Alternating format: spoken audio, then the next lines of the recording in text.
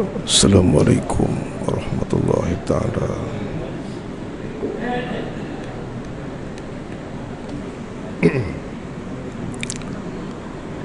Assalamualaikum warahmatullahi ta'ala wabarakatuh.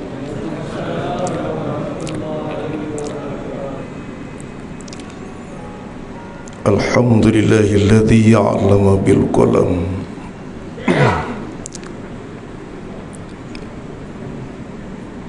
allamal insan ma lam ya'lam.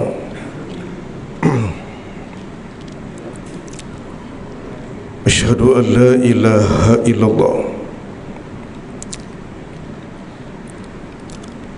wa asyhadu anna Muhammadan abduhu wa rasuluhu.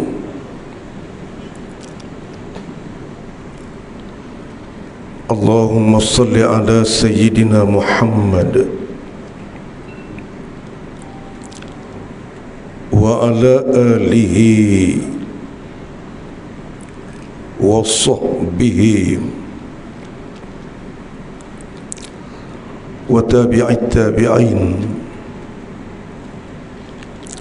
wa tabi'ihim bi ihsanin ila yaumiddin. Faqala Allah Ta'ala fi kitabihil karim, ya ayyuhalladzina amanu qu anfusakum wa ahlikum naro. Sadaqallahul azim. Yang dikasihi Al-Fadil Ananda Tuan Imam yang memimpin sembahyang kita, yang dikasihi dan dihormati seluruh ahli jawatan kuasa tadbir kepada surau kita ini, yang dikasihi dan dihormati seluruh pegawai-pegawai surau, yang dikasihi dan dihormati seluruh muslimin dan muslimat yang dianugerahkan kekuatan oleh Allah Subhanahu wa ta'ala untuk sama-sama menghidupkan Ramadan yang sangat diberkati ini. Saudara-saudara, pada pagi ini saya tertarik untuk membawa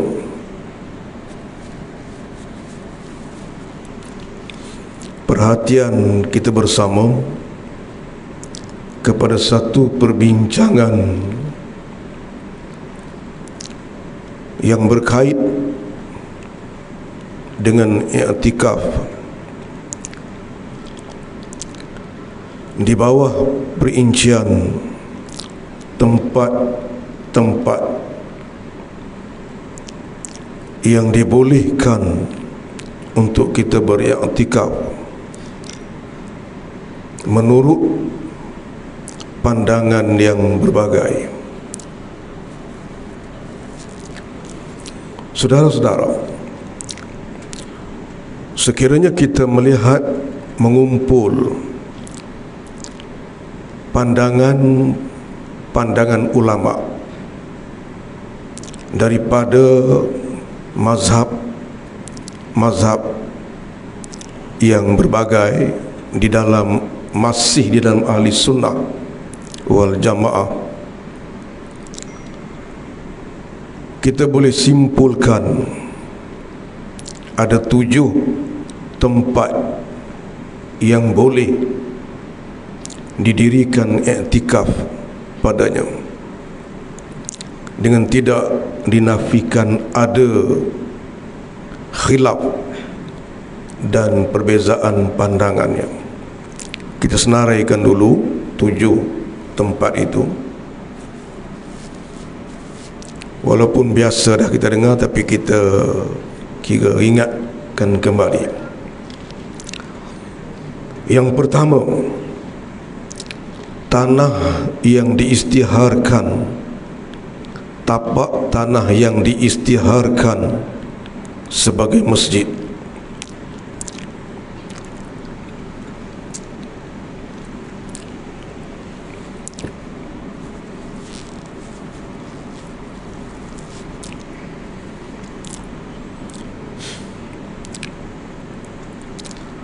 Yang kedua,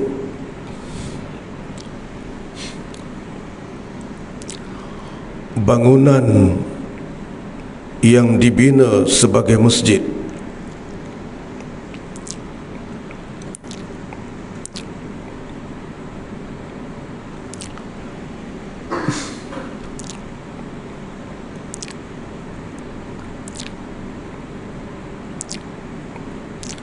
Yang ketiga,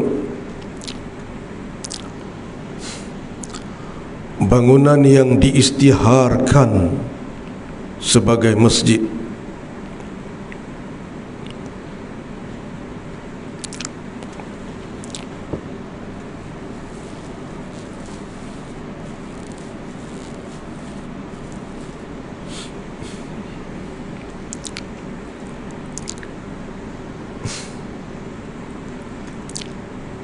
Yang keempat,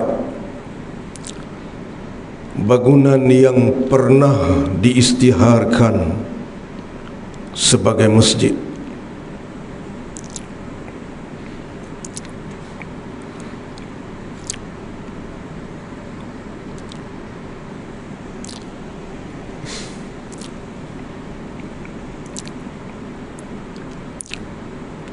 Yang kelima,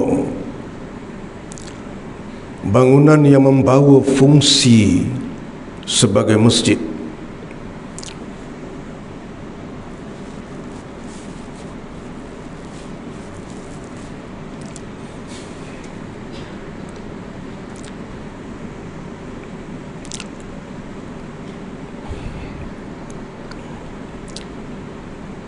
Yang keenam,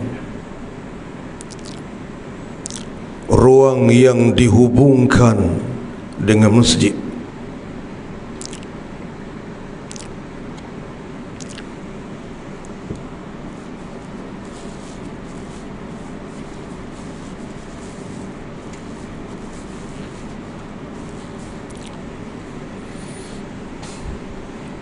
Yang ketujuh, mana-mana bahagian ruang yang diisytiharkan sebagai masjid.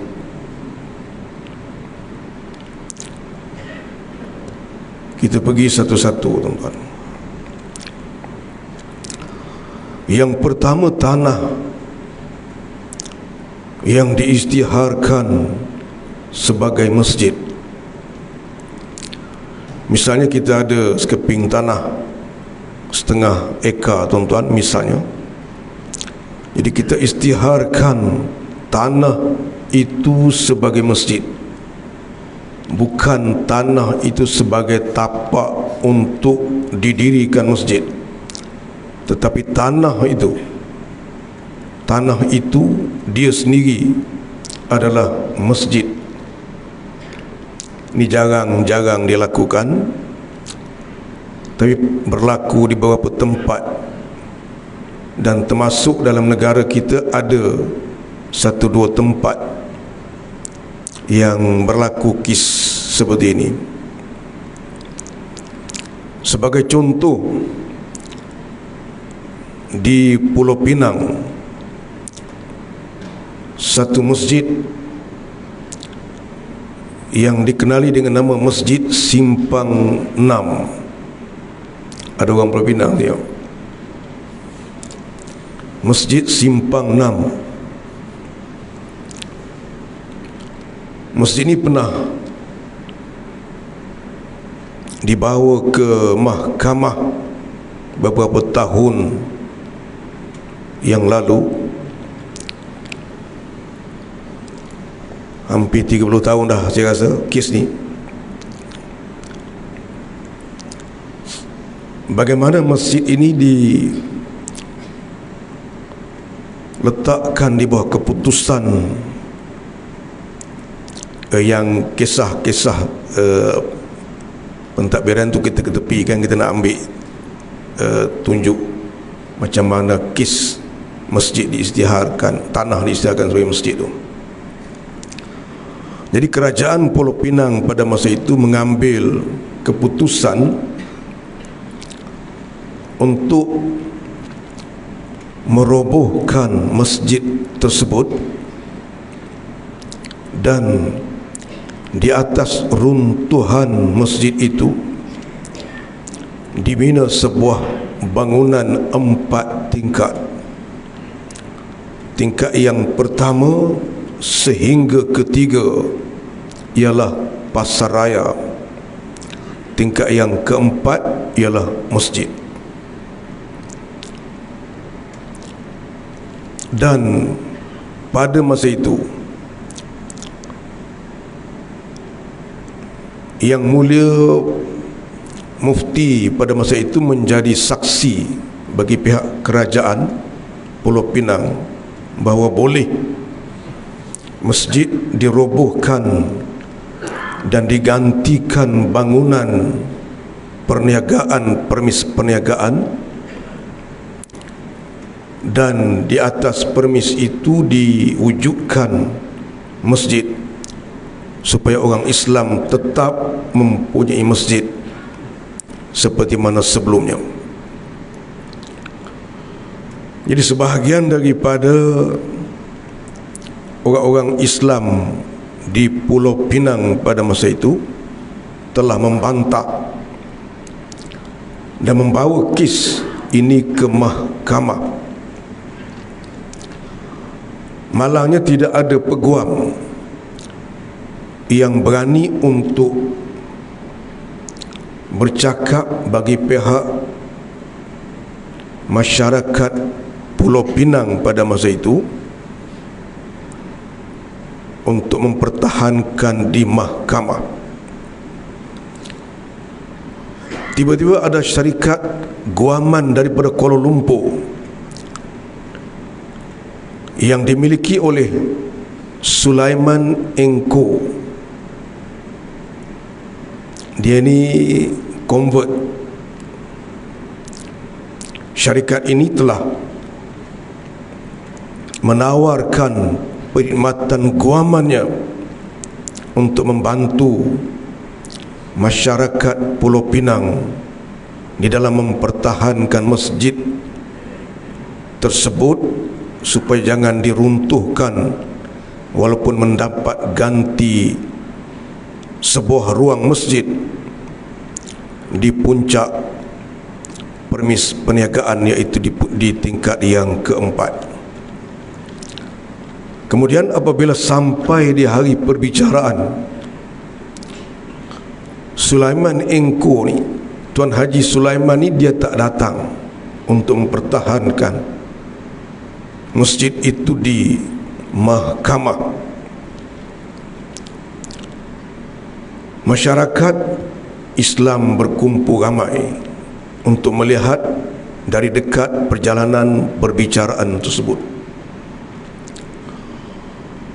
Tetapi syarikat guaman Sulaiman Engko ini menghantar seorang Hindu tidak Islam untuk menjadi peguam bela bagi mempertahankan masjid ini supaya tidak diruntuhkan, bagi dibina pasaraya di atasnya, dan di tingkat yang keempat diletakkan masjid.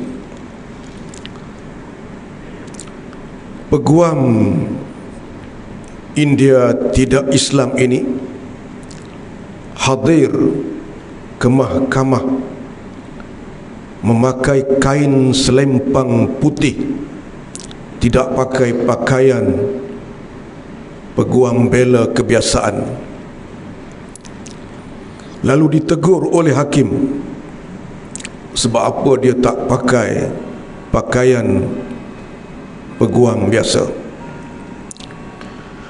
Lalu dia menjelaskan bahawa dia nak pakai pakaian selepang putih dengan calik dari 3 line itu. Dia kena puasa terlebih dahulu 1 hari menurut kaedah puasa agama dia. Hakim tanya mengapa? Dia kata kerana kes ini adalah kes agama. Saya datang untuk mempertahankan institusi agama lawan orang yang nak runtuhkan masjid dia. Saksi sebelah kerajaan ialah Mufti Pulau Pinang pada masa itu. Peguam bela ialah seorang Hindu yang tidak Islam. Lalu berjalanlah perbicaraan itu, tuan-tuan. Pihak mahkamah diberitahu boleh sebuah masjid diruntuhkan dan dibina di atas runtuhan itu sebuah bangunan perniagaan, dan di atasnya dijadikan ruang untuk masjid. Penjelasan kepada mahkamah ini dibantah oleh Hindu yang tidak Islam ini. Dia kata kalau kita runtuhkan masjid itu, bina pasaraya di atas tapak tersebut, 3 tingkat untuk pasaraya, tingkat atas untuk masjid. Jadi sembahyang tahiyatul masjid itu boleh ataupun tidak dibuat di tingkat yang keempat masjid itu. Mahkamah diberitahu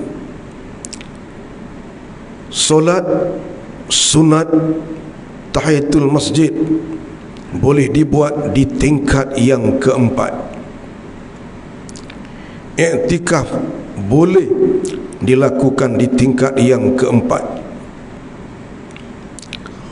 Soalan yang kedua yang ditimbulkan oleh Hindu tersebut, kalau di tingkat yang keempat boleh sunat tahiyatul masjid, bagaimana di tingkat yang ketiga boleh ataupun tidak nak didirikan solat sunat tahiyatul masjid? Lalu mahkamah merujuk kepada pemerhati yang dijemput 3 orang. Salah seorangnya ialah almarhum yang pernah menduduki majlis fatwa negara, dan 2 lagi ialah agamawan negara kita. Di mahkamah diberitahu tingkat 3 pun boleh sembahyang sunat tahiyatul masjid. Soalan berikutnya, kalau tingkat 3 boleh solat sunat tahiyatul masjid, tingkat 2 macam mana? Boleh juga jawabnya. Tingkat 1 boleh juga. Jadi artinya seluruh bangunan itu menjadi masjid. Macam mana nak dijadikan pasaraya? Kemudian ditanya, diminta penjelasan, boleh ataupun tidak wanita yang di dalam period masuk ke pasaraya tersebut? Mahkamah diberitahu tidak boleh oleh barisan yang memerhati perjalanan mahkamah, perjalanan perbicaraan tersebut. Lalu kemudian hakim menyimpulkan perbicaraan itu menang Hindu tu, yang mempertahankan masjid tidak boleh diruntuhkan untuk dibuat pasaraya, walaupun di atasnya diadakan ruang untuk masjid. Tetapi kerajaan Pulau Pinang beralasan Masjid Bilal di Mesir yang boleh sebuah permis, di bawahnya pasaraya dan di atasnya masjid. Kemudian penjelasan diberikan kepada mahkamah, dalam kes Masjid Bilal, tanahnya tidak diisytiharkan sebagai masjid. Dalam kes Masjid Simpang 6, tanahnya diisytiharkan sebagai masjid. Jadi bangunan-bangunan yang dibina di atas tanah tersebut menjadi masjid seluruhnya. Jadi hakim menegaskan keputusan itu, masjid tidak boleh diruntuh untuk dibuat pasaraya. Jadi jenis tanah yang macam tu, tuan-tuan, boleh didirikan sunat tahiyatul masjid walaupun tanpa bangunan, dan boleh didirikan i'tikaf walaupun tanpa sebarang bentuk binaan mudah. Tanah itu sudah menjadi masjid. Yang kedua, bangunan yang didirikan sebagai masjid, ini macam kita buat masjid, tuan-tuan, daripada asal plannya apa semua tu untuk buat masjid.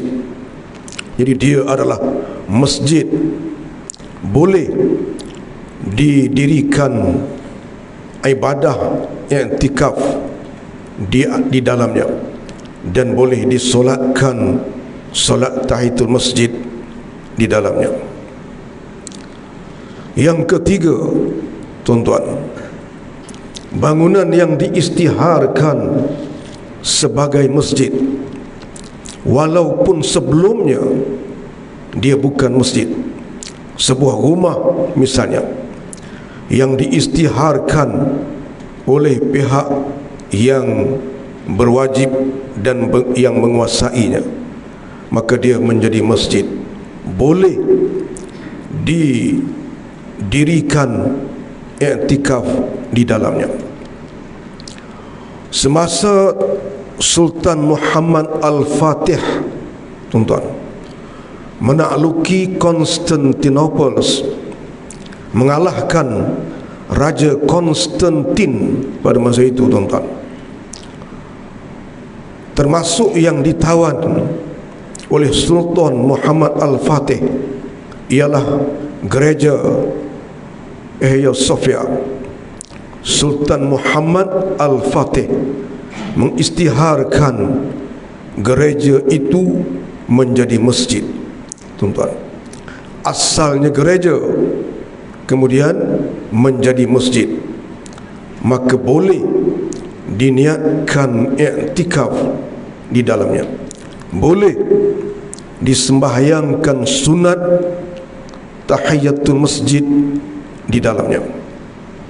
Yang keempat, bangunan yang pernah diisytiharkan sebagai masjid ataupun bangunan yang didirikan asalnya sebagai masjid kemudian dirubah menjadi perkara benda lain daripada masjid. Saudara-saudara, sekiranya kita pergi ke Spanyol pada hari ini, kita masih boleh menziarahi beberapa buah gereja yang di dalamnya ada tertulis ayat Al-Quran. Di dinding atasnya, tuan-tuan boleh tengok ayat Al-Quran, innama ya'muru masajidallah man amana billah, tulis dalam gereja itu, tuan-tuan. Rupanya dia dahulunya sebuah masjid, kemudian apabila runtuhnya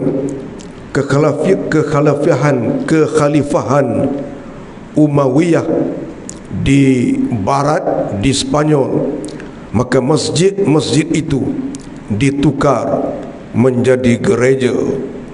Dan hari ini kalaulah mana-mana orang Islam melawat tempat tersebut, masuk dalam gereja itu, dia boleh sembahyang sunat tahiyatul masjid. Cuma jangan bagi orang viral dia bising sikit. Pengerusi surah An-Nur sembahyang sunat tahiyatul masjid di dalam gereja, bising sekejap tuan-tuan. Dia asalnya sebuah masjid. Itu kalau yang asal dibina sebagai masjid. Ihya Sofia melalui 4 zaman tuan-tuan. Zaman di bawah Byzantium Timur, kerajaan Kristian, dibina sebagai sebuah gereja. Kemudian Sultan Muhammad Al-Fatih merubahnya, mengislamkannya, memualafkannya menjadi sebuah masjid tuan-tuan. Datang Mustafa Kamal merubahnya menjadi sebuah museum tuan-tuan. Boleh masa museum tu kita sembahyang sunat tahiyatul masjid, kemudian akhirnya dirubah kembali menjadi masjid tuan-tuan. Jadi bangunan yang pernah diisytiharkan sebagai masjid, maka dia boleh didirikan sunat tahiyatul masjid dan boleh diniatkan iktikaf di dalamnya. Yang kelima, bangunan yang membawa fungsi masjid tuan-tuan, yang kita panggil surau, orang Kelantan panggil balesoh tuan-tuan. Dia bukan masjid tetapi menjalankan fungsi masjid, maka boleh didirikan solat sunat tahiyatul masjid dan boleh diniatkan iktikaf di dalamnya. Ada perbezaan pandangan ulama, tetapi dilihat dari sudut boleh, ada kelompok ulama yang membolehkannya. Antaranya di dalam mazhab Syafi'i, pandangan Syafi'i Qadim, fatwa Qadim membenarkan untuk diiktikaf dalam bangunan yang berfungsi sebagai masjid. Pandangan mazhab Syafi'i Qadim. Di dalam mazhab Hanafi membenarkan bangunan yang membawa fungsi masjid walaupun dia bukan masjid untuk diniatkan iktikafnya. Dan sebahagian ulama di dalam mazhab Maliki membenarkan untuk diniatkan iktikaf. Misalnya kita kata macam surau kita ni tuan-tuan, berdasarkan jalur pandangan itu kita boleh meniatkan iktikaf. Jadi siapa yang berasa nak iktikaf, dia boleh buat. Siapa yang berasa tak setuju, pegang pandangan tak boleh, tak usah niat iktikaf, dia tak dapat pahala. Orang yang niat iktikaf, dia boleh pahala. Perbezaan pandangan ulama. Khilaf tidak membatalkan khilaf yang lain tuan-tuan. Kita balik ke kampung kita, ada surau tuan-tuan, iktikaf boleh berdasarkan jalur pandangan tersebut. Yang keenam tuan-tuan, ruang yang disambungkan kepada masjid tuan-tuan.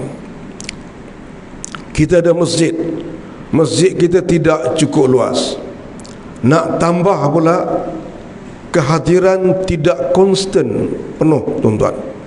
Misalnya masjid lama dibina tahun 30-an dulu tuan-tuan, sebelum Jepun lagi bina masjid tu. Masjid seluas 20 kali 25 boleh muat 40 orang tuan-tuan. Kemudian setelah melalui beberapa masa, keturunan orang-orang situ bertambah, tapi berada di luar anak-anak cucunya. Setiap bulan puasa mereka balik, raya haji balik tuan-tuan. Peluang untuk iktikaf tidak mencukupi ruangnya. Boleh berdasarkan pandangan dalam mazhab kita sendiri, mazhab Syafi'i, ambil tali, ikat di dinding dia, pacak kayu, ikat balik kepada dinding masjid. Selagi belum dirungkai tali itu, boleh kita niat iktikaf dalam kawasan tersebut, walaupun tanpa sebarang tambahan binaan. Lantai pun tak ada, atap pun tak ada, harap ke tali itu ya, ikat di dinding, pacak kayu, pacak balik. Boleh tuan-tuan? Ada khilaf tak ada? Ada. Susah kira khilaf tu. Sebelah yang nak buat, jangan kira khilaf. Sebelah yang tak mau buat, kira khilaf. Kira dia adalah benda yang khilaf. Itu yang keenam. Yang ketujuh, mana-mana ruang dalam bangunan yang diisytiharkan sebagai masjid, walaupun di rumah kita, misalnya kita kata satu ruang di rumah kita, kita isytiharkan sebagai masjid. Jadi isteri kita nak iktikaf, tidak perlu datang ke masjid, boleh iktikaf di situ. Pahala ni Allah Ta'ala punya, tuan-tuan. Kerana pahala kita tak tahu, tuan-tuan. Jalur pandangan yang benarkan, mazhab Syafi'i membenarkan pandangan Qadim yang tadi. Kerana mazhab Syafi'i jadid tidak membenarkan. Pandangan kelompok fatwa Qadim membenarkannya. Dalam mazhab Hanafi membenarkan untuk orang perempuan, dan sebahagian ulama dalam mazhab Maliki membenarkannya. Dalam pandangan Qadim membenarkan orang laki-laki boleh untuk beriktikaf di masjid yang diisytiharkan dalam rumah tu, tuan-tuan. Jadi oleh kerana itu dalam musim-musim Covid misalnya, setengah-setengah tempat tidak dibenarkan untuk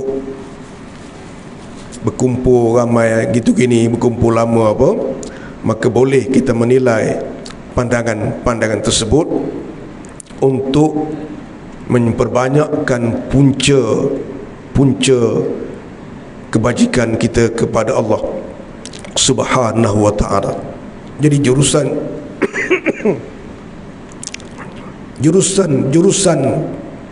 jalan-jalan iktikaf itu kita boleh melakukannya.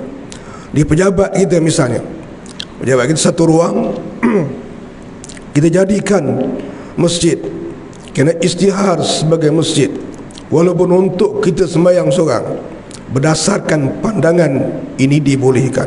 Jadi boleh dapat pahala iktikaf. Menghidupkan iktikaf bukan saja dalam bulan Ramadan, luar Ramadan pun dibenarkan, tuan-tuan. Kerana ini adalah pandangan daripada perbezaan ataupun daripada mazhab yang berbagai, tetapi masih dalam ahli sunnah wal jamaah, tuan-tuan. Kita berhenti situ dulu, kemudian kita buka kepada apa-apa perbincangan.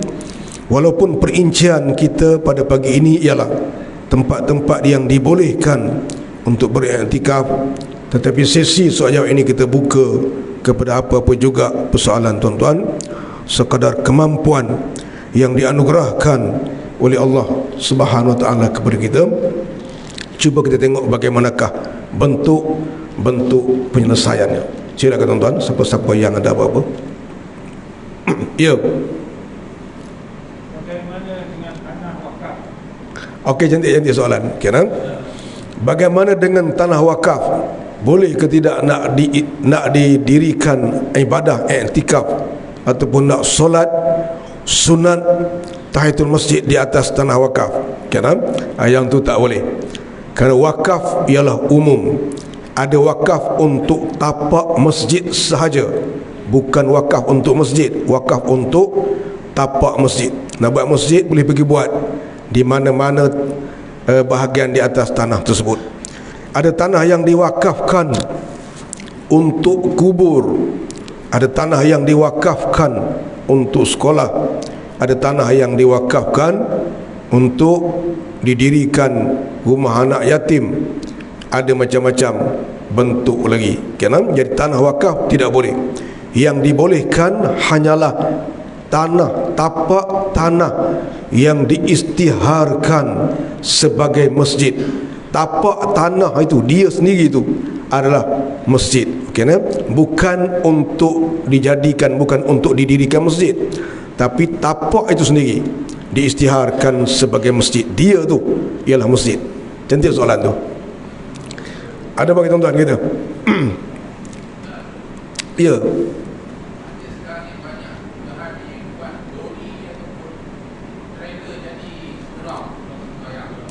Okey. Okey, cantik soalannya. Okey, cantik soalan. Macam mana sekarang ni kontena lah, lori lah yang dijadikan masjid? Kan? Tu masjid bergerak wujud di beberapa tempat di Eropah, tuan-tuan. Masjid bergerak. Okey, ada. Kan? Boleh ataupun tidak, tuan-tuan. Berdasarkan pandangan yang disebutkan tadi, mereka membenarkan walaupun fungsi bangunan yang membawa fungsi masjid itu bersifat sementara, dibenarkan. Ada saya baca ada satu pandangan, kalau kita misalnya nak robohkan masjid lama kita, lalu kita pinjam ruang sekolah untuk nak buat ganti sementara, sebahagian dari kalangan ulama membenarkan untuk didirikan iktikaf dan didirikan solat tahiyatul masjid di situ. Ini adalah kerana mereka mengambil pandangan, mereka mengambil kefahaman daripada maksud masjid itu ialah tempat yang digunakan untuk bersujud. Masjid tempat digunakan untuk bersujud, lalu tempat bersujud itu mereka di atas nama dia masjid dengan tempat bersujud, maka dia boleh didirikan sunat tahiyatul masjid. Kerana masjid itu asal perkataannya ialah sajadah, telah bersujud. Masjid tempat sujud. Jadi di atas pengenalan bahasa ataupun pengertian bahasa tu, mereka membenarkan walaupun bangunan yang digunakan sebagai fungsi masjid untuk sementara waktu. Jadi kalau kita nak guna pandangan tu, boleh, tidak ada masalah. Kerana dia tidak menjadi suatu perkara yang berdosa, tuan-tuan. Itu satu pandangan, boleh. InsyaAllah, cantik tu. Ya.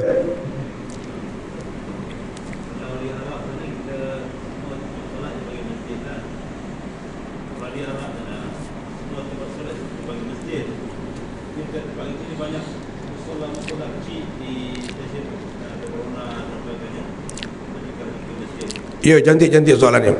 Di Arab tidak ada istilah surau. Balai Soh tak ada. Dia ada masjid belaka. Yang ada ialah masjid jamek dan tidak jamek. Masjid jamek digunakan untuk Jumaat. Masjid yang tidak jamek tidak digunakan untuk Jumaat. Sebahagian pandangan dalam mazhab Hanafi tidak membenarkan iktikaf di masjid yang dilakukan Jumaat padanya. Jadi kita kata macam di negara kita, surau, balai soh, tuan-tuan, di setengah tempat dia panggil apa lagi lah, yang seumpama dengannya, berdasarkan pada pandangan yang disebut tadi, boleh didirikan boleh didirikan sunat tahiyatul masjid dan juga boleh didirikan i'tikaf. Tetapi pandangan mazhab Syafi'i jadid tidak membenarkannya. Pandangan mazhab Syafi'i qadim membenarkannya. Kerana pandangan mazhab Hanafi membenarkannya, tuan-tuan. Dan pandangan sebahagian mazhab Maliki membenarkan. Dan kelompok-kelompok ulama kontemporari sebahagiannya membenarkannya. Okay, cantik soalan tu. Ada banyak tentang kita, ya.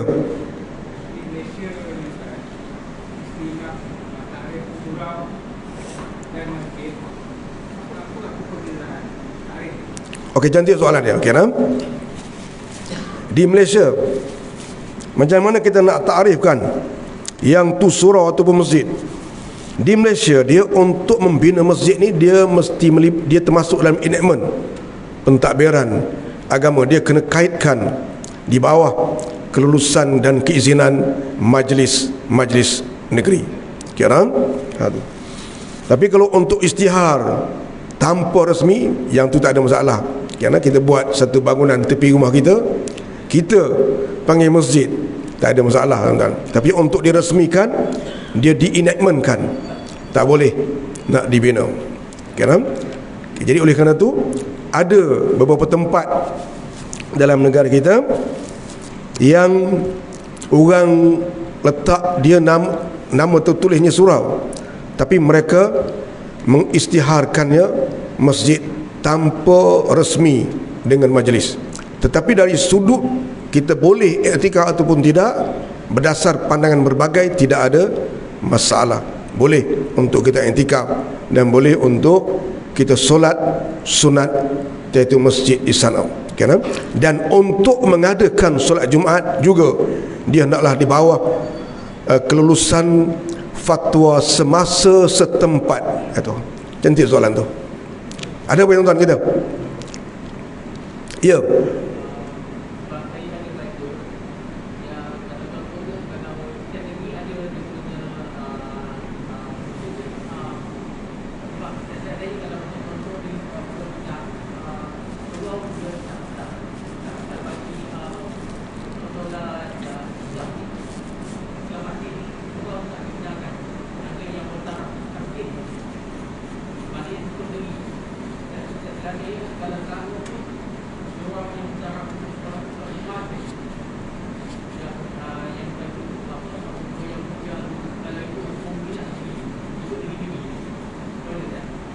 Tak tahu apa jelas suara dengan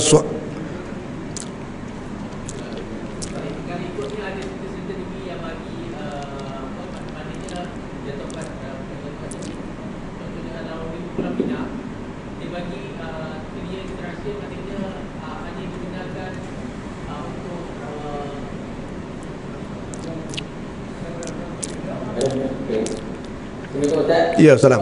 Saya ada baca, contohnya kalau di Jabatan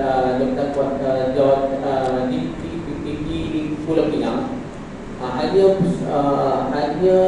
masjid masjid sahaja yang digalakkan untuk buat yang digunakan untuk solat masjid ni. Sebab saya tengok macam ada selangor terserah saya surau yang bentar untuk solat Jumaat ke atas.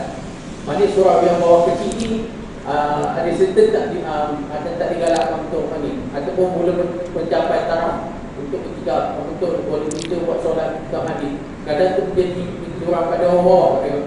Sebab kalau kita ingatkan semua surau boleh buat kita hadis. Okey, cantik soalan tu. Okey, di Pulau Pinang soalan. Orang Pulau Pinang ke apa? Tak ada, sebab ada juga, sebab saya pada saya ada juga ustaz yang macam dia ingatkan semua surau boleh kita hadis.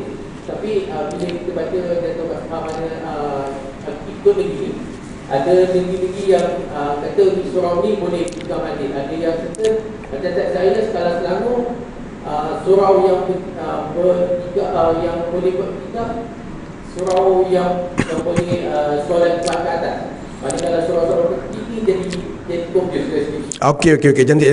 Okay, soalan sahabat kita tuan-tuan, di certain negeri membenarkan sebahagian surau untuk diadakan ataupun didirikan solat sunat tahiyatul masjid dan juga i'tikaf. Okey, sebahagian tidak dibenarkan. Betul, itu betul berdasarkan pandangan mazhab Syafi'i Jadid. Kerana dalam pandangan mazhab Syafi'i Jadid hanya membenarkan masjid yang digunakan untuk Jumaat sebagai tempat yang boleh diniatkan i'tikaf ataupun didirikan solat sunat tahiyatul masjid. Okey, jadi istilah surau itu sebenarnya tidak ada di dalam asalnya ataupun madrasah ataupun balisah tu. Surau itu adalah masjid juga, macam di Arab menjadi disebutkan tadi. Semasa saya duduk di Arab tu tuan-tuan, di belakang rumah saya ada satu masjid kecil, dipanggil masjid. Kalau kita surau dah tu, dia tak buat Jumaat, tak buat apa, dekat dengan masjid-masjid yang lain.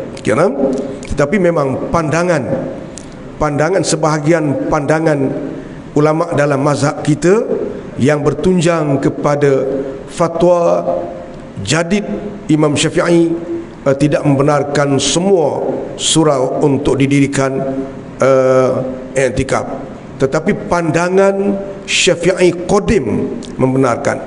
Pandangan dalam mazhab Syafi'i tetapi fatwa Qadim membenarkan. Jadi yang dibuat oleh majlis itu betul berdasar kepada mazhab Syafi'i Jadid. Kalau siapa-siapa nak buat, dia bertaklid, dia mengikut pandangan Qadim untuk kita kata didirikan sunat tahiyatul masjid. Tetapi kita bincang tadi, adakah peluang misalnya bagi muslimat untuk nak beriktikaf, nak pergi ke masjid-masjid macam tu? Kita kata ada masalah, kerana mereka banyak masa di rumah. Berdasarkan pandangan yang berbagai, mereka boleh untuk melakukannya. Ada perbezaan, ada khilaf, ada bantahan, memang adalah benar khilaf, tapi dari sudut yang membolehkannya, ada 3 kelompok yang membenarkannya, sehinggakan Masjidul Baiti, masjid rumah dibenarkan dalam mazhab Syafi'i kita Qadim, dalam mazhab Hanafi, dan sebahagian ulama dalam mazhab Maliki. Dan pandangan itu ada tak dibantah ataupun ditolak oleh kelompok ulama yang berbeza? Adalah tuan-tuan. Kerana cuma kita tengok dari sudut pandangan yang berbagai. Cantik soalan tu. Ada apa tuan-tuan kita? Ya. Yang hukum wanita dalam haid tidak boleh masuk masjid ini, adakah nanti tukar atau berubah?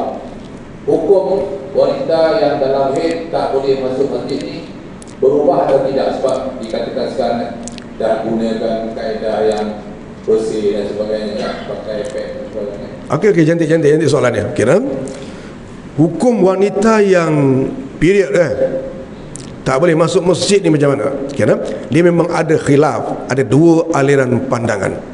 Mazhab kita tidak membenarkannya, tuan-tuan. Tidak membenarkannya, kira, tetapi bukan tidak membenarkan masuk, tidak membenarkan berhenti. Kira, okey. Jadi dia berasal daripada perbincangan di dalam hadis Nabi sallallahu alaihi wasallam, tuan-tuan. Dia ada 2 kelompok, ada 2 aliran pandangan yang besar secara kasarnya. Aliran pandangan yang pertama tidak membenarkan duduk di dalam masjid kalau wanita yang period. Aliran pandangan yang kedua membenarkannya untuk wanita duduk di dalam masjid walaupun mereka period. Kelompok yang membenarkannya berdasarkan kepada hadis Nabi sallallahu alaihi wasallam, di mana Nabi suatu hari kata Nabi sallallahu alaihi wasallam, ya Aisyatu nawilini thawba, qalat Aisyatu inni haidun, faqala Rasulullah sallallahu alaihi wasallam inna haidataki laysat fi yadiki. Maksud kepada hadis yang disebutkan tadi ialah satu hari Nabi berkata kepada Sayyidatina Aisyah, hulurkan kepada aku baju aku, nawilini thawba. Hulurkan. Nabi duduk dalam masjid Madinah, tuan-tuan. Aisyah duduk di luar. Jadi Nabi kata, hulurkan kepada aku baju aku. Lalu Sayyidatina Aisyah, kita kata, mengontra apa yang diminta oleh Nabi. Kata Sayyidatina Aisyah, aku sedang haid, aku nak hulurkan baju. Macam mana? Sebab ni masjid, nak hulur tu tangan masuk ke dalam masjid. Macam mana nak hulur aku dalam haid? Kerana dalam masalah menyentuh Al-Quran, menyentuh Al-Quran, haid, orang haid nak sentuh Quran tak boleh. Orang tak ada sembahyang. Satu aliran pandangan tidak membenarkan sentuh Al-Quran. Jadi dalam kes haid ini, Sayyidatina Aisyah pada masa tu keliru bila Nabi minta hulurkan bajunya. Dia kata kepada Nabi, aku nak hulur macam mana? Aku dalam keadaan haid.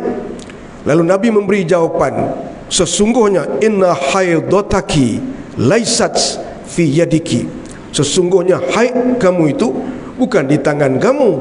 Okey nak?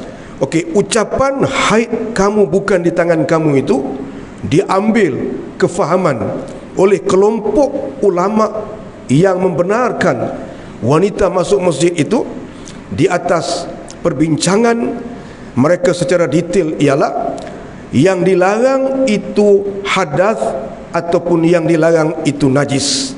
Kenapa? Seorang yang berhaid ataupun seorang yang sedang period bermaksud seluruh tubuhnya berhadas. Kenapa? Okey, seluruh tubuh wanita yang berhaid ialah hadas. Hadasnya hadas besar. Boleh faham? Kenapa? Tetapi bahagian darah, tempat yang terkena darah itu ialah bahagian najis, bahagian mutanajis, bukan seluruh tubuhnya najis. Sebab itu Nabi membenarkan untuk dihulurkan tangan. Kenapa? Mereka beralaskan hadis itu. Nabi benarkan untuk hulur tangan masuk ke dalam masjid. Bagi mereka, apa yang disuruh oleh Nabi itu menunjukkan bahawa larangan masuk masjid kepada wanita yang ada haid itu bukan di atas sebab hadas, tapi di atas sebab najis. Sebab apa? Tangan boleh masuk, padahal tangan ada hadas ke tidak? Ada. Kenapa? Jadi kalau tangan boleh masuk, di tangan itu tidak ada darah haid, maksudnya Nabi melarang itu di atas sebab yang berpunca daripada najis darah haid itu, dibimbangkan darah itu jatuh di dalam masjid yang suci itu. Kalau yang dilarang itu hadas, tangan pun tidak boleh masuk. Mesti Nabi kata ambil kayu, letak kat kayu, ulur dekat aku. Okey, tuan-tuan. Daripada situ memberi faham kepada mereka, kelompok yang membenarkan ini, larangan Nabi itu tidak berkait dengan hadas, tetapi larangan itu berkait dengan najis. Kemudian mereka mengambil pandangan kelompok ulama yang mengizinkan wanita yang ada haid itu lalu sahaja di dalam masjid, tak boleh berhenti. Kalau yang dilarang itu hadas, lalu pun tak boleh. Kenapa? Jadi maksudnya yang dibimbang itu ialah najis darah bimbang kalau menitik. Kenapa? Okey, jadi pada situlah mereka meletakkan bahawa oleh kerana sebab larangan itu ialah darah, maka larangan itu berkait dengan najis, dia bukan berkait dengan hadas. Kalau berkait dengan hadas besar, artinya orang kafir di zaman Nabi tidak dibenarkan untuk masuk ke dalam masjid. Di zaman Nabi, Nabi tamat orang kafir di dalam masjid Madinah pada tiangnya, padahal orang tu kafir. A'udzubillahi minasyaitonirrajim. Ya ayyuhalladzina amanu innamal musyrikuuna najasun. Najis di situ ialah najis yang dianggap bukan najis kekotoran zahir, tetapi najis akidah. Jadi orang kafir itu najis dia adalah najis akidah, itu kotor, bukan najis yang kita kena basuh dengan air. Jadi orang kafir yang tak mandi, tak apa, ditambat di dalam masjid. Berdasarkan kepada benda-benda ini, maka kelompok ini meletakkan bahawa wanita yang period mereka boleh masuk ke dalam masjid sekiranya mereka mengadakan persiapan yang baik, yang rapi, bagi mengelakkan berlaku tumpahan ataupun titikan ataupun resapan kepada lantai masjid. Mereka dibenarkan. Jadi kalaulah misalnya tuan-tuan jemput mana-mana, kita kata profesor fiqah wanita mari ke masjid kita untuk buat ceramah selepas maghrib, kita kata di antara maghrib dan isyak, dia mari sebelum maghrib, kita tengok dia tak semayang, orang semayang dia tak semayang. Kemudian kita ingat nanti dia ni nak jamak takhir kot. Kemudian masuk waktu isyak, orang lain semayang, dia tak semayang juga tuan-tuan. Masa makan muslimat kita tanya dia, doktor tak semayang ke? Dia kata saya period. Dia duduk dalam masjid, dia ceramah, dia bersarah di dalam masjid. Tiba-tiba dia kata dia period. Itulah pandangan yang dipegangnya. Aliran pandangan yang membenarkan wanita period duduk dalam masjid kerana mereka beralaskan alasan yang dilarang oleh Nabi itu ialah najis, bukannya hadas. Kerana Nabi membenarkan Aisyah menghulurkan tangan masuk ke dalam masjid. Dan sebutan Nabi, inna haidotaki laisat fi yadiki, sesungguhnya haid kamu bukan pada tangan, menggambarkan bahawa yang dibimbangi oleh Nabi ialah tumpah titik ataupun jatuhnya darah haid itu ke dalam masjid. Dia tidak berubah, dia memang ada dua pandangan itu. Cantik soalan tu tuan-tuan. Last soalan. Ya.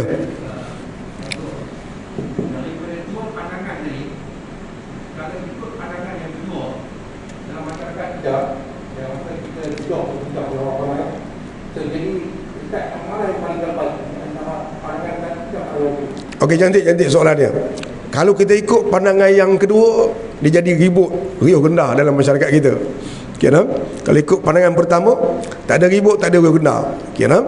Manakah yang lebih, kita kata yang lebih betul? Dua-dua pandangan itu betul, boleh pakai. Tu tak ada masalah. Nak ribut kerana apa, satu perbincangan yang lain. Tapi kalaulah muslimat kita misalnya, dia dalam period, kita adakan majlis ceramah, tuan-tuan. Tiba-tiba majlis ceramah kita tu ditimpa hujan, tuan-tuan, yang lebat. Kita ada buat satu bangsal penjam yang Haji Nordin duk meniaga tu, letak tepi masjid kita. Muslimat yang tulis itu pula, muslimat yang period masuk ke bangsal tu, tuan-tuan. Yang tu kita kata, kalau hujan gerimis bolehlah kita duduk. Kalau mari hujan lebat, tuan-tuan, habis sekali dengan kemah-kemah tu. Jadi macam mana kita, tuan-tuan? Hujan lebat, wanita yang period duduk di luar masjid, kita laki-laki yang tak ada period duduk dalam masjid. Macam tu kan, tuan? Okey nak? Jadi dalam kes ni, tuan-tuan, kita kata mana lebih baik? Ini adalah khilaf di kalangan ulama. Kita muliakan semua pandangan-pandangan ini. Dan dalam Islam, perbezaan pandangan ialah khazanah. Perbezaan pandangan ialah harta benda. Perbezaan pandangan ialah kekayaan kita. Tu. Macam kita ada baju banyak lai, tuan-tuan. Hari ni kita nak pergi tengok orang mati, pakai baju teluk belanga, tuan-tuan, kain plekat, kepiah putih. Besok kita nak hantar orang pergi ke Mekah, pakai jubah putih, serban bubuh atas bahu, sebab kita banyak, tuan-tuan. Lusa kita nak jogging, pakai track shoot T kita Adidas, tuan-tuan. Kemudian hari kenuri kita pakai baju teluk belanga samping, tuan-tuan. Besok kita nak kepit sahabat kita pergi ke pejabat, kod kita, tuan-tuan, pejabat adun kita, tuan-tuan. Ini kerana apa? Kita ada banyak harta, banyak khazanah. Tapi kalau kita ada satu baju saja, tuan-tuan, pagoda satu, track shoot tu satu, sembahyang Jumaat pun pagoda tu lah, track shoot tu lah, tuan-tuan. Bahkan hadir kapek pengantin pun pagoda tu lah, tuan-tuan. Itu. Jadi oleh kerana itu, dalam kes dalam Islam, perbezaan pandangan ialah khazanah kepada umat, tuan-tuan. Yang berbeza pandangan ialah ulama. Anugerah Allah Subhanahu wa ta'ala kepada mereka. Yang mengutip hasil, yang memungut buah ialah kita. Macam kita berkawan dengan orang yang ada galah. Kita ada kawan 4 orang ada galah, kita tak ada apa, bawa guni je. Dia jolok pun kita ambil buah, dia jolok pun kita ambil buah. Yang menjadi masalah, kita pun turut berkhilaf dengan ulama. Kita bukan, tuan-tuan, kita ambil manfaat. Yang berkhilaf ialah ulama. Yang mengambil mudah, yang mengambil kesempatan itu ialah kita. Yang memungut khazanah itu ialah kita, tuan-tuan. Tidak ada ruginya. Tak mau pakai, letak ke tepi, tuan-tuan. Berasa nak pakai, pakai. Saya ada satu kawan, masa belajar di Syria dulu sama. Dia kata apa? Dia kata aku apa benda pun aku nak pakai orang laki-laki sentuh orang perempuan batal sembahyang. Tu bukan payah sangat. Batal sembahyang pergi ambil lah, apa masalahnya? Tak apa. Kenapa? Dalam perbincangan tu adalah budak-budak biasalah. Kau ni kata gini, kau ni kata gini. Kau ni kata aku, hak mana mudah. Kenapa? Kau ni kata aku, dah tetap. Sebab kita pergi ambil tu dapat pahala. Bukan tak dapat pahala. Jadi aku nak pakai. Kalau sentuh orang perempuan, batal. Kalau orang perempuan pula tersentuh laki-laki, batal. Lalu selepas balik daripada Syria, tuan-tuan, dia pergi ke Mekah. Lepas balik Mekah, dia jumpa saya. Tak boleh, dia kata. Aku tak ada nak jalan. Dah mari sentuh aku, kena pergi ambil wuduk. Jadi khazanah ini, tuan-tuan, kita tidak boleh menolaknya. Biar ada simpan, tuan-tuan. Ada masa kita nak pakai, tuan-tuan. Ada masanya kita perlu. Di zaman belum ada ubat jantung yang diletak di bawah lidah untuk diserap, tuan-tuan. Bila kita belajar, ada pandangan yang membenarkan serapan ubat melalui zuhir badan. Dalam masalah puasa, mulut adalah zuhir badan. Menyerap ubat melalui zuhir badan dibenarkan dalam pandangan-pandangan yang berbeza. Jadi kita tak dapat macam mana ni ubat masuk dalam mulut serap untuk nak ubat jantung. Masa tu tak ada lagi, tuan-tuan. Tiba-tiba bila mari musim dia, sampai zaman kita, salah satu ubat jantung ni memang diletakkan, tuan-tuan pun lebih tahu, letak bawah lidah untuk diserap. Jadi kalau tak pakai ubat tu, tuan-tuan, habis ya, tuan-tuan. Sampai bila tak boleh puasa. Jadi khazanah ilmu adalah kekayaan kepada kita. Perbezaan pandangan adalah khazanah ilmu, tuan-tuan. Semasa kita belajar dulu, tuan-tuan, sembahyang ni dia bahagikan kepada beberapa sebab. Yang kita duk tahunya, sembahyang Jumaat siapa tak hadir 3 kali jadi kafir. Betul tak? Betul, tuan-tuan? Sembahyang Jumaat ni tak hadir 3 kali jadi kafir.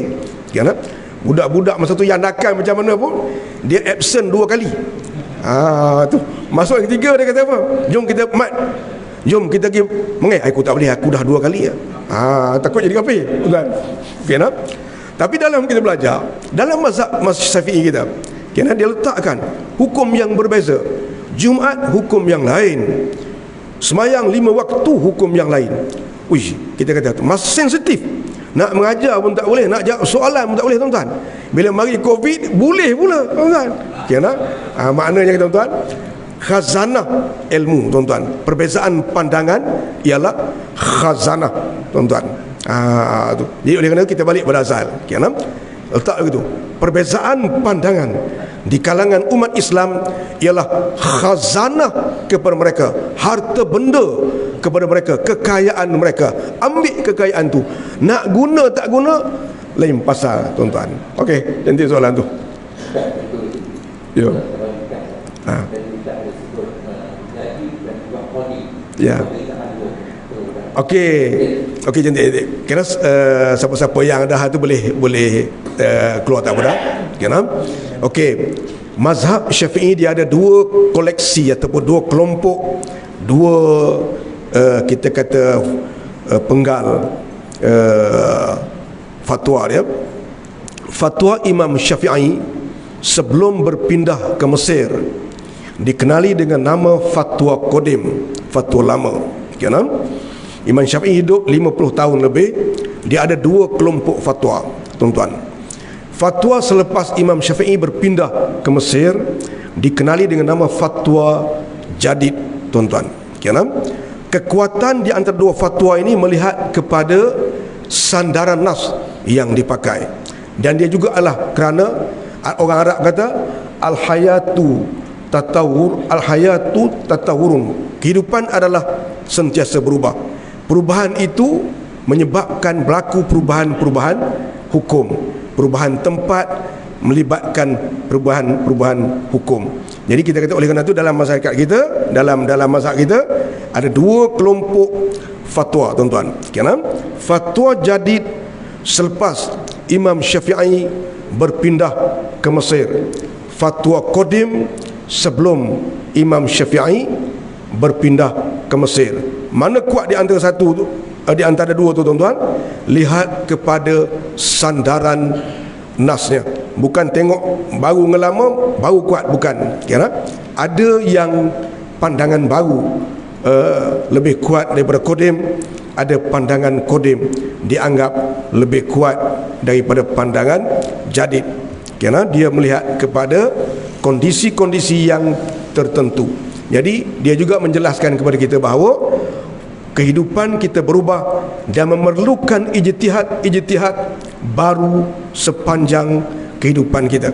Jadi semakin lama lagi kita hidup, semakin timbul benda-benda yang baru dilahirkan, tuan-tuan. Mungkin satu masa nanti kita akan jumpa satu pandangan baru, mungkin soal membersihkan najis, dia sebenarnya kehidupan telah menuju ke situ, memerlukan ijtihad baru, fatwa baru tentang itu, kerana pembersihan daripada najis.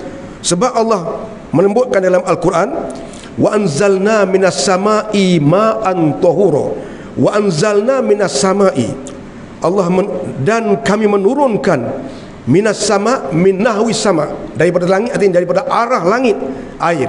Dia Allah sebut air daripada arah langit, daripada angkasa. Dalam sains pula kita belajar air ni disimbolkan dengan H2O, hidrogen 2 dan 1 oksigen. Dia adalah dia kita juzuk daripada udara kita. Maka barangkali satu masa nanti kita akan dapat fatwa-fatwa baru daripada anak-anak kita yang buat tesis PhD dalam bidang-bidang usul fiqh ataupun fiqh ini, yang membolehkan membasuh pakaian tanpa air tapi menggunakan angin. Kemungkinan boleh begitu. Kerana apa? Sebab Allah menyebut dalam Al-Quran, wa anzalna minas sama'i ma'an, minas sama, air Allah sebut daripada langit. Langit itu maksudnya daripada udara. Jadi dalam zaman yang kita kata sophisticated ni, tuan-tuan, ada benda-benda yang tidak boleh kena air, tuan-tuan. Ada benda-benda yang tak boleh kena air. Jadi kalau benda ni kena najis, macam mana kita nak menyelesaikan? Islam sebagai satu agama yang sesuai hingga ke akhir zaman, macam mana nak hadapi benda tu? Inilah memerlukan ijtihad baru di dalam merungkaikan masalah tersebut. Bukan saja agama, dalam kes kimia pun dia gitu. Tu jumpaan baru ni. Cantik tu soalan tu. Sekali itulah, tuan-tuan, pertemuan kita pada pagi ni. Semoga Allah mengira pertemuan kita lah pertemuan fisabilillah yang memberatkan timbangan kita semasa kita dibangkitkan di lembah mahsyar, tuan-tuan. Yang kedua, siapa-siapa yang berhajat untuk membantu kita meringankan benda-benda yang kita lakukan, pembinaan kita di pusat pengajian, kita masih dalam pembinaan rumah kelamin yang tak siap lagi, dan juga untuk membantu kita dalam pondok dan benda-benda yang lain. Bolehlah kita kata yang tu itu tuan-tuan letaklah apa yang tuan-tuan letak dalam Tupperware itu. Jadi insya-Allah kita akan menggunakan sumbangan tuan-tuan itu untuk kaitan langsung terus dengan pusat pengajian kita. Semoga dia menjadi suatu harta fisabilillah yang menunggu kita di hari akhirat besok. A'udzubillahi minasyaitonirrajim. Bismillahirrahmanirrahim. Alhamdulillahirabbil alamin. Hamdan yuwafi ni'amahu wa yukafi mazidah. Ya Rabbana lakal hamdu kama yanbaghi li liwajhika wa 'azim sultanik. Allahumma aftah alaina futuhal arifin warzuqna fahman nabiyyin wa faqqihna fid din wa 'allimna ta'wil. Rabbana atina fid dunya hasanah wa fil akhirati hasanah wa qina adzabannar. Wa sallallahu ala sayyidina Muhammad walhamdulillahi rabbil alamin. Taqabbalallahu minkum.